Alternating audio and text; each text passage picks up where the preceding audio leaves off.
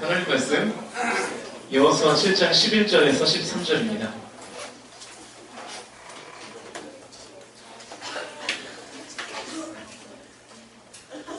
저렇게 셀 활동을 재밌게 해야 돼요.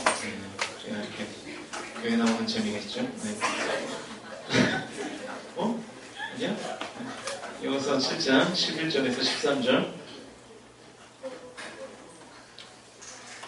찾으시면서 혹시 들어오시면서 이 커피 받으셨습니까? 네. 이게 오늘 중고등부가 이제 수요일날 여름 수련회에 떠나거든요. 그래서 이제 기도 후원 부탁하고 또 물질의 후원도 이렇게 우리 작년 성도들에게 부탁하면서 준비한 커피인데 네, 커피가 남아서 저희 청년부까지 왔습니다. 그래서 우리 또 이렇게 얻어 마셨는데 그죠? 네, 그런 것도 꿀꺽할 수는 없으니까 이따 기도하실 때 같이 중고등 수련회를 위해서도 기도해 주시면 좋겠습니다. 아시겠죠? 네, 말씀 보겠습니다. 여호수아 7장 11절에서 13절입니다. 우리 한 목소리로 좀 힘을 내서 우리 크게 같이 읽도록 하겠습니다. 11절에서 13절 시작. 이스라엘이 범죄하여 내가 그들에게 명령한 나의 여자를 어겼으며 또한 그들이 온전히 박신 물건을 가져가고 도둑질하며 숨기고 그것을 그들의 물건 가운데 두었느니라. 그러므로 이스라엘 자손들이 그들의 원수 앞에 능히 맞서지 못하고 그 앞에서 돌아섰나니 이는 그들도 온전히 바친 것이 됨이라. 그 온전히 바친 물건을 너희 중에서 멸하지 아니하며 내가 다시는 너희와 함께 있지 아니하리라. 너는 일어나서 백성을 거룩하게 하여 이르기를 너희는 내일을 위하여 스스로 거룩하게 하라. 이스라엘의 하나님 여호와의 말씀에 이스라엘아 너희 가운데 온전히 바친 물건이 있나니 너희가 그 온전히 바친 물건을 너희 가운데에서 제하기까지는 내 원수들 앞에 능히 맞서지 못하리라. 아멘. 오늘은 작다고 사소한 것은 아니다 라는 제목으로 말씀 전하도록 하겠습니다. 중국이요 매년마다 그 해의 국민들이 가장 사랑하는 한자 한 글자를 뽑는 그런 행사들이 있습니다. 딱 한 글자를 공모해서 이제 후보군을 정한 다음에 이제 투표를 하는 거예요. 중국 사람들이 투표를 하니까 뭐 대단하겠죠? 중국 인구가 몇 억입니까? 네? 모르겠는데 저도? 네. 아무튼 한 13호까지 들었던 것 같은데 그게 한 17호까지 갔나요 이제? 네, 잘 지났네요. 아무튼 그런데 네. 그 사람들이 투표를 하는 거예요. 그러니까 그 한자 한 글자가 선택된다는 게 굉장히 의미가 있는 거겠죠. 저에게 굉장히 인상적이었던 제가 기억하기로는 2012년도인데 그 2012년도에 중국인들이 가장 사랑하는 한자로 이 작을미가 선정됐어요. 작을미. 아름다울 미가 아니라 작을미. 미미하다 할 때 그 미자가 선정이 됐습니다. 우리가 중국이라는 나라를 생각할 때 어떤 이미지가 떠오르십니까? 여러분 중국 다 가보셨잖아요. 어떤 이미지가 떠오르죠? 대륙의 기상, 그죠? 좀 더럽고, 좀 질서를 안 지키고, 저는 중국 가면 밥을 못 먹어요. 제가 향이 좀 이렇게 예민해가지고 밥을 전혀 못 먹어서 가서 삼겹살만 먹고 이제 사발면만 먹고 그랬는데, 네, 아무튼 뭔가 이렇게 중국 가면 크고 넓고 뭐 이런 이미지가 떠오르지 않습니까? 그런데 그런 나라에 사는 사람들이 선정한 한자 한 글자가 뭐였냐면 아주 작은 미자였다라고 하는 것입니다. 그 의미가 있는 거겠죠. 이제 점점 중국 사람들의 관심이 어떤 크고 거대한 것에 있는 것이 아니라 디테일하고 이 작은 것으로 그 관심과 시선이 바뀌고 있다는 것을 의미하는 거죠. 그토록 큰 나라도 작은 것을 결코 소홀히 하지 않는다는 것입니다. 여러분 사실 우리의 삶이라는 것이요 언제나 인생이 막 거대하고 스펙타클하고 판타스틱하고 요괴녀처럼 항상 저러지 않잖아요. 그죠? 그냥 뭔가 밋밋하고 제 이렇게 셔츠처럼 단색의 삶, 모노컬러의 삶을 우리가 살아가잖아요. 우리의 인생에서 크고 굵직한 마치 이 드라마틱한 일들이 자주 일어납니까? 여러분의 삶 가운데에는 아마 뭐 꽃 정도 되면 조금 이렇게 뭔가 연예인도 만나고 가끔 뭐 이렇게 가끔 TV도 나오고 뭐 이럴 것 같은데 보통 우리 평민들은 뭐 그렇지 않잖아요. 어제와 오늘이 크게 다르지 않고 또 오늘과 내일이 크게 다르지 않죠. 그러니까 어제의 연속이 오늘이고요. 또 오늘의 연속이 내일일 수밖에 없기 때문에 그렇습니다. 그러니까 여러분, 나의 삶 가운데 만족감이 높은 사람들은 언제나 나의 실제, 나의 현실에서 자족하는 삶을 사는 사람들이 행복한 것이지, 뭔가 대단한 것을 누리는 사람들이 행복한 게 아니라는 거예요.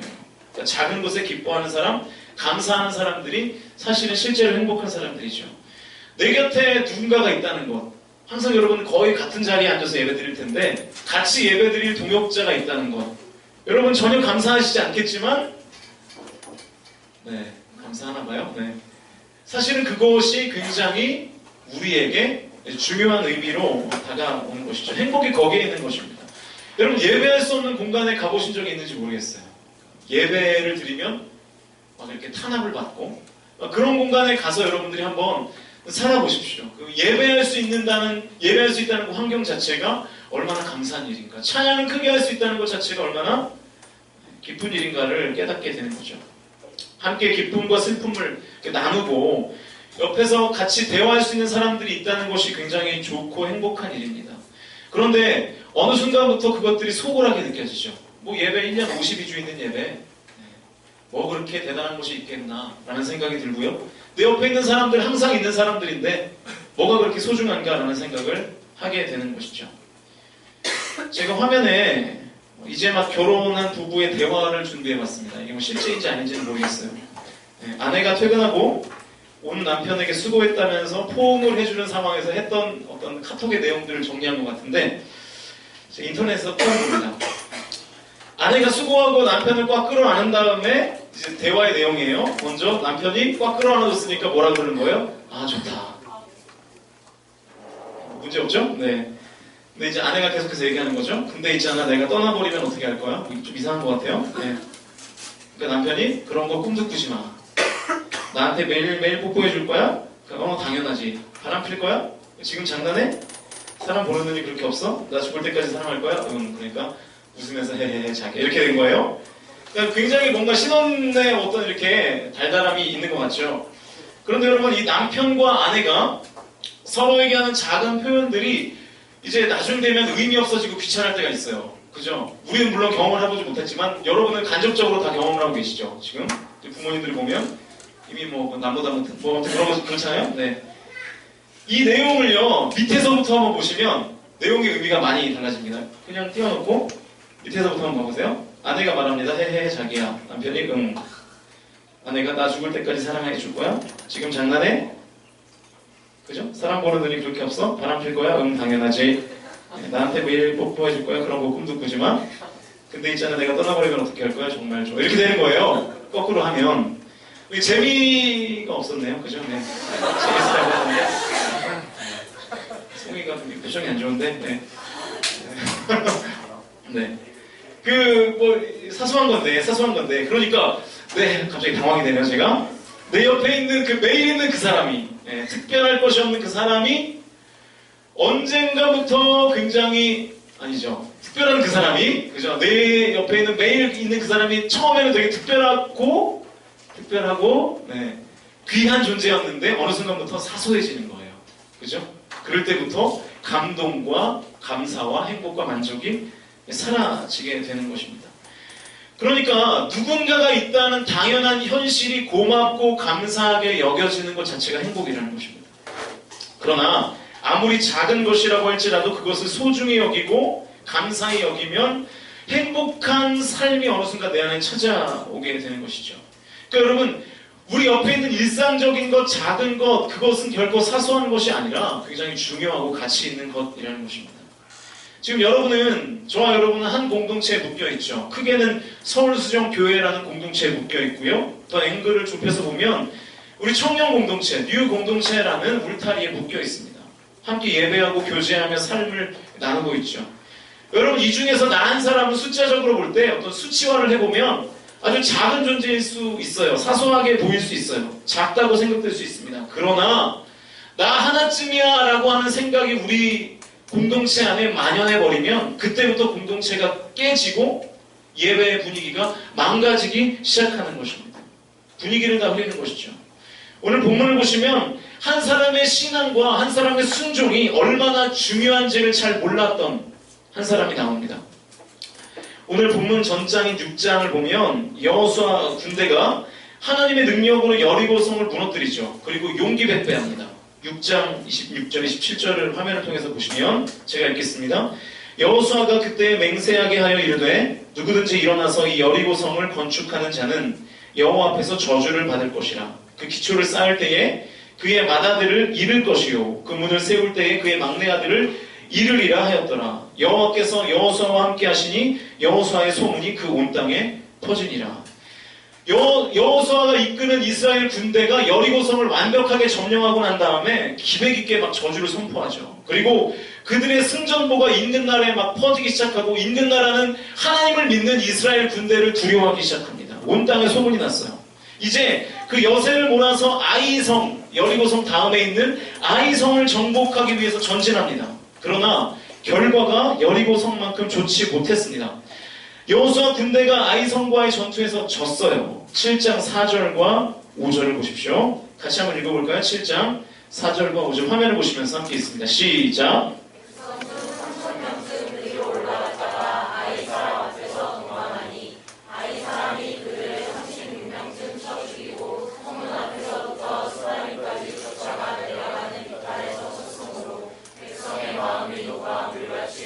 자, 승승장구하며 전진하던 여호수아의 군대가 지고 도망왔습니다. 그것도 다 살아서, 다 생존해서 도망치지 못하고 36명쯤이 아이성 전투에서 죽었어요.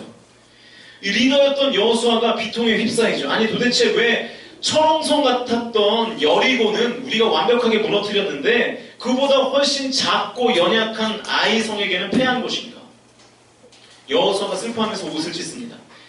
여호수아가 비통하고 답답해하니까 그를 사랑하시는 하나님께서 아이성 전투에서 패한 이유를 설명해 주세요. 본문 11절인데요. 11절도 같이 함께 읽겠습니다. 11절 시작. 이스라엘이 범죄하여 내가 그들에게 명령한 나의 언약을 어겼으며 또한 그들이 온전히 바친 물건을 가져가고 도둑질하며 속이고 그것을 그들의 물건들 가운데 두었느니라. 자, 하나님께서 뭐라고 말씀하시냐면 나와의 약속을 어겼다는 거예요. 그 약속이 뭐였냐면 6장 17절 18절에 나와 있는데요.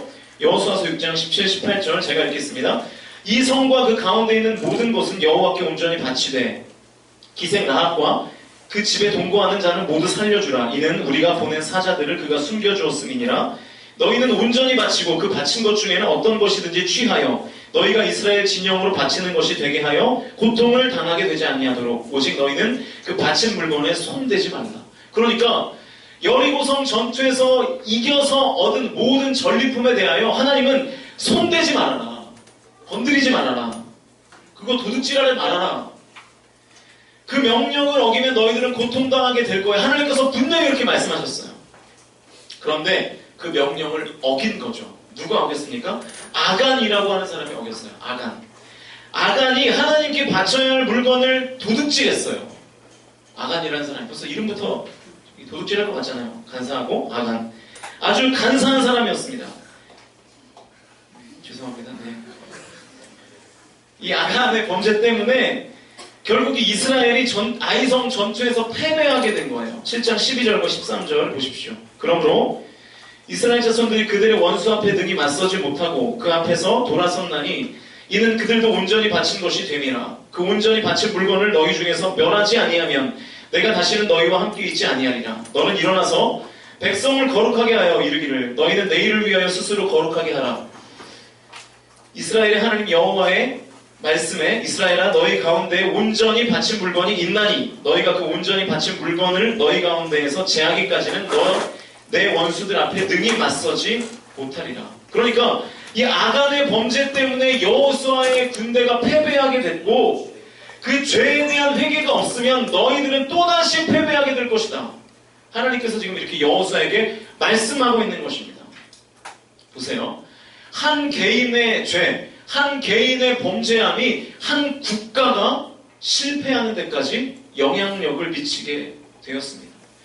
여러분, 우리가 반드시 기억해야 될 것은 나은 사람의 신앙은 절대로 나은 사람에게서 끝나지 않는다는 거예요. 마찬가지로 나은 사람의 범죄, 나은 사람의 실패는 나에게서만 끝나지 않습니다. 왜냐하면 하나님의 공동체는 절대로 혼자서 신앙생활할 수 없기 때문에 그래요. 그래서 성경은 우리 공동체를 향해서 유기체라고 부릅니다. 유기체. 그리스도의 몸. 그죠? 그리스도의 몸이라고 부르잖아요. 그러니까 한쪽 기관이 아프다고 해서 손만 아프다고 해서 손가락만 아픈 것이 아니라 몸 전체에 그 아픔이 전달되듯이 우리 모두는 나 한 사람이 아니라 다 연결되어 있다는 것입니다. 내가 속한 공동체, 그러니까 우리에게는 청년도가 되겠죠. 나 한 사람의 신앙은 어떻게 보면 작아 보일 수 있습니다. 그러나 작다고 해서 그 나 한 사람의 신앙이 그다지 의미 없거나 사소한 일이 아니라는 거예요. 작다고 그것이 의미 없는 것은 결코 아니라는 사실입니다. 작아 보여도 그 안에는 영향력이 다 있는 것입니다. 스코틀랜드의 종교개혁자였던 존 낙스가 이런 말을 했습니다. 기도하는 한 사람은 기도하지 않는 한 민족보다 강하다. 여러분, 기도하는 한 사람의 영향력이 그만큼 크다는 것을 말씀하고 있죠. 이를 반대로 한번 생각해 봤습니다. 기도하는 한 사람이 없다면 기도하지 않는 민족에게 다 점령 당하는 거예요. 무슨 말입니까? 나 한 사람이 하나님 앞에 똑바로 서서 기도하는 백성이 되면, 순종하는 삶을 살면 그것이 사소한 일이 아니라 영향력이 되고 능력이 되고 그것이 권능이 된다는 것입니다. 그만큼 나 한 사람의 신앙, 나 한 사람의 순종이 가치 있고 귀중한 일이라는 것입니다. 여러분 혹시 깨진 유리창의 법칙이라는 말을 들어보신지 모르겠어요.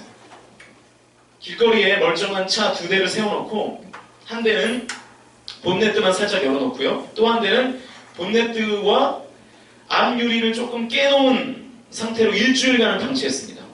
자, 차 2대의 차이는 딱 한 가지예요. 유리가 살짝 깨져 있는 거예요. 본네트는 똑같이 열려 있고요. 그런데 일주일 후에 놀라운 결과가 나타나죠. 본네트만 열어놓은 차는 일주일 후에도 그 차 그대로, 상태 그대로였는데 본네트와 깨진 유리창의 그 차는 방치된 지 10분 만에 배터리가 방전되고 타이어 4개가 순식간에 도난당하고 계속해서 낙서와 투기, 파괴가 일어났고 일주일 후에는 그 차가 완전히 차의 형태를 갖추지 못하는 그런 상황까지 파손되었다라는 것입니다. 굉장히 작은 차이였죠. 유리가 조금 깨진 것, 차이는 그것 하나밖에 없었습니다. 그런데 그 차이로 인한 사람들의 인식은 완전히 달랐던 거예요. 한 차는 멀쩡해 보였고 다른 한 차는 그냥 폐차 직전의 차로 보였던 겁니다.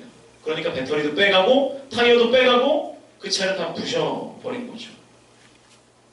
작지만 그것이 치명적인 결과를 불러올 수도 있고 위대한 결과를 가져올 수도 있는 것입니다. 자, 그렇다면 우리 공동체적 시각에서 볼 때 나에 대한, 나 자신에 대한 정의를 우리는 다시 해봐야 되는 거예요. 나라는 개인은 작아 보이고 미미하게 느껴질지는 모르겠으나 그것은 사실이 아니에요. 실제가 아닙니다. 엄청난 파급 효과가 사실은 우리에게 있는 것이죠.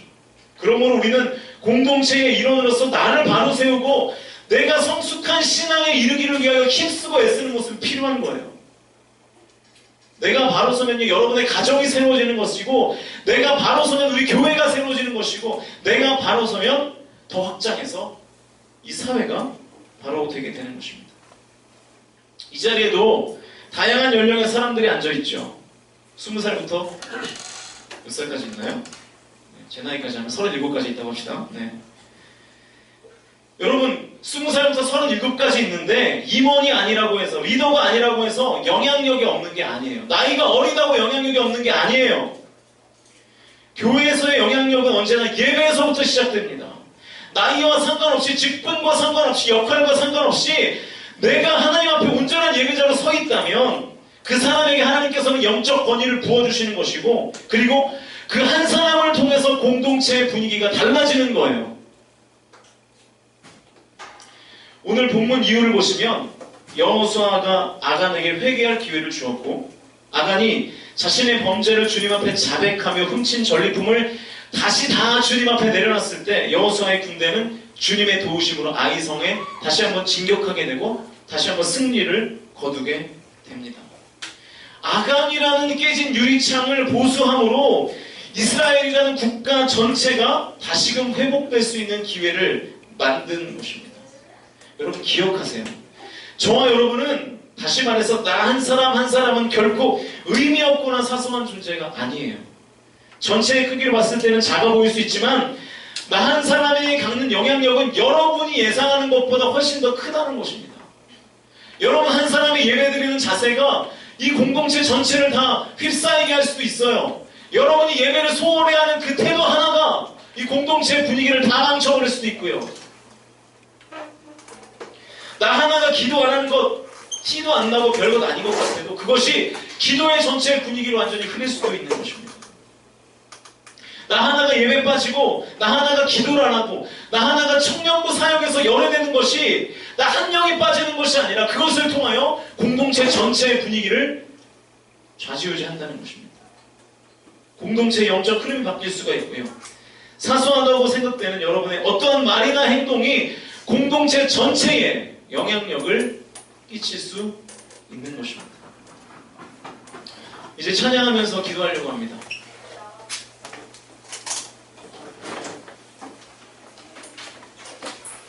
여러분 우리 자신이 나 하나의 신앙을 점검하고 보수하고 성숙해 하는 것이 공동체적 입장에서 볼 때 얼마나 중요한 것인가를 깨달으셔야 돼요.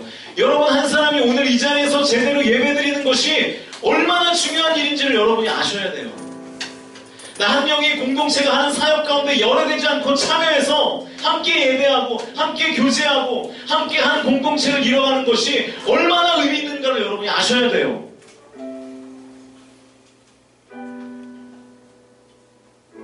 기분 나쁘시겠지만 한번 생각해 보세요. 나는 혹시 우리 공동체에서 아가는 아닌가? 공동체를 깨고 예배 분위기를 방해하고 기도하기를 방해하고 하는 모든 사역 가운데 열애되기만을 원하고 좀 무리해서 얘기하면 나 때문에 공동체 예배가 다 망가지고 셀 모임이 다 망가지고 청년부가 기도하며 준비하고 있는 일들의 흐름이 바뀌고 그러면 안 될 거 아니에요. 나를 통해서 내 주변의 지체들이 위로받고 더 열심을 내는 것을 꿈꾸십시오. 그게 여러분이 해야 될 일이에요. 나의 예배가 내 주변의 지체들에게 영향을 준다는 사실을 좀 인식하세요. 그래서 제대로 예배하십시오. 나의 자원하는 마음이 공동체를 일으키는 능력이 된다는 사실을 깨달으십시오. 아간처럼 공동체를 넘어지게 만드는 일에 쓰임받는 것이 아니라 공동체가 세워지고 부흥하고 일어나는 일에 저와 여러분이 쓰임받게 되시기를 주의 이름으로 축원합니다.